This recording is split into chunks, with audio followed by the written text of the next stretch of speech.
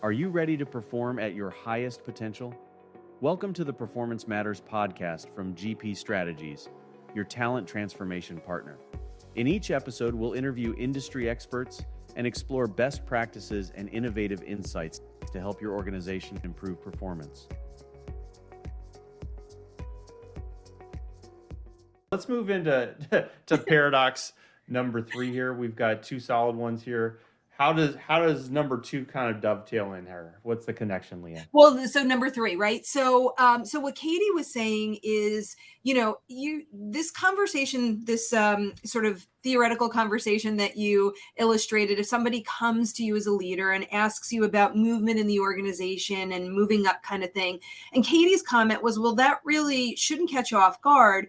If you are sort of managing that relationship in a thoughtful way, you should be having these conversations frequently, right? And paradox number 3 is all about the frequency of the conversation and the leader's role, the role that the employee wants the leader to play in their career development. And so paradox number 3 is, I want you, leader and organization, to ask me what I want often.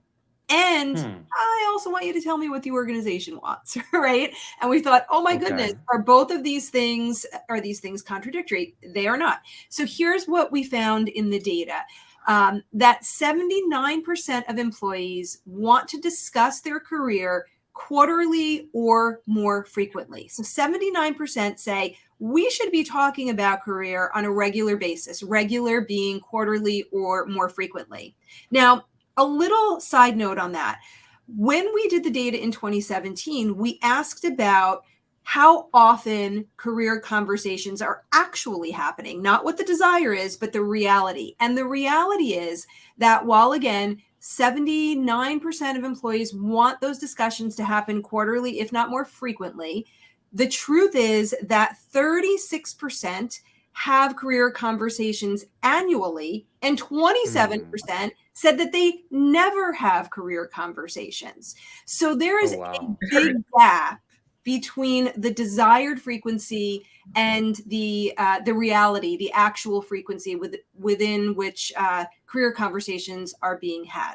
Now, I'll take it a little bit further. When folks are engaging with their leader in those career conversations, again, back to what I opened up with, 96% of them said that I want you to play a role, leader. So we thought, well, maybe they're going to say be hands off. No. 96% said I want the leader involved in this career discussion. And when I talk to them, I want their support connecting me with opportunities, back to your scenario. And if the organization has a bias for where they think I should go, can you please just tell me? That would be helpful information for me to have. So sort of rounding out this paradox, talk to me frequently.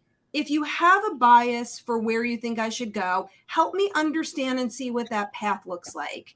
And so the implication here is, and I'll use my chair as my visual sort of prop here.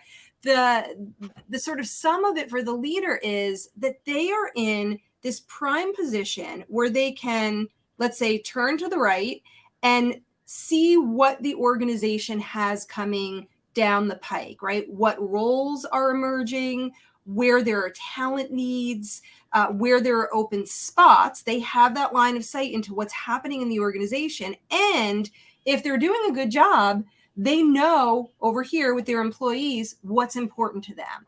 What are their values? What skills do they want to try? What did Katy tell me she wants to do next to help her grow and develop? And so that leader in that sort of, swivel chair position can play the perfect role of matchmaker between employee interests and organizational needs. And I just said a lot about paradox 3. So, Katy, do you want to jump in, or is there a question you want to throw back at me?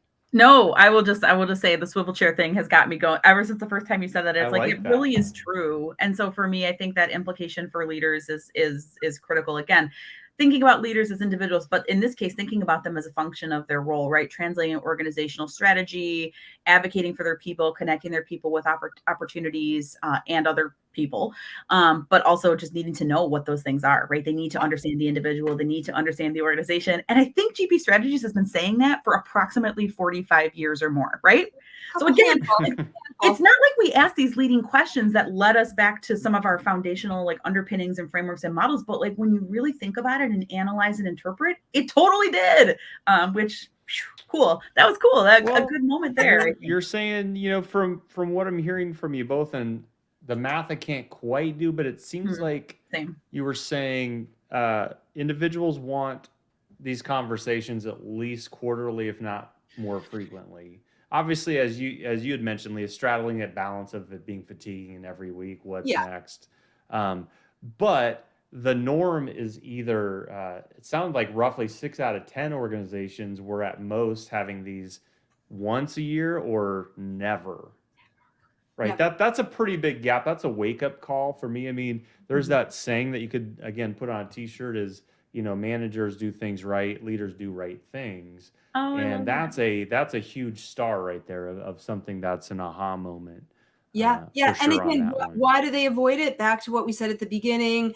I don't want to have this conversation because I don't feel confident as a leader that I can engage. I'm afraid of what they're going to ask me for. And so part of the reason why I think Katy and I are so passionate about this research is because it tells us, no, don't worry about those things. There's another value to the conversation that your people want to get from talking to you, and it's not all about those fear factors that you have. So please don't fall into that 27% of not engaging, because you're really missing an opportunity for the organization and for the individual to create that win for both. Yeah, that's huge. It's huge stuff. When you have a manager that's having those conversations with you, you feel like you have an advocate, someone in your corner. And, when you have people that are real with you, that kind of makes you want to stay more, or at least have a talk with them of, hey, I'm thinking of spreading my wings here. You're giving the company at least a chance to retain you, or maybe shift your role or help develop you or something. And I think that's great. And I think so many people just have that fear factor of, well, I have to keep quiet, and and they just leave, and the organization doesn't even have a chance. So there's so many practical things that you're bringing up from these paradoxes that hopefully we can spread the word about this report, and also just this practice in helping organizations on that. The Performance Matters podcast is brought to you by GP Strategies. Together, we can create a world where business excellence makes possibilities achievable.